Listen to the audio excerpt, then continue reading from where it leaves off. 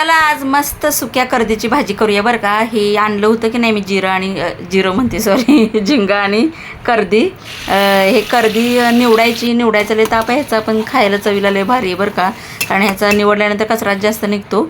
छानपैकी हे 3दा पाण्यात धुवून घ्यायचं. झिंग्यापेक्षा ह्याच्यामध्ये जरा कमी माती असते त्यामुळे पटकन धुवून होतं. आणि मस्तपैकी त्या कांदा टोमॅटोची आणि थोडंसं खोबरं टाकले, आलं लसूण सगळं त्याच्यातच टाकलेनं वाटून घेतले आणि मस्तपैकी असं दणदणून असं भाजू द्यायचं मसाला.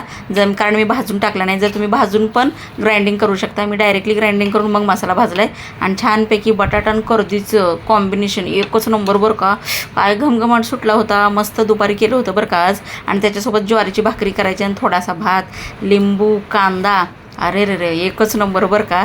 खायला तर लय भारी वाटते. ह्याची सुक्की पण करू शकता, पण ज्वारीची भाकरी असल्यामुळे मी रबरबीत केले. कारण भाकरीला कसं रबरबीत लागतं. थोड्याशा बिया पडल्या समजून घ्या.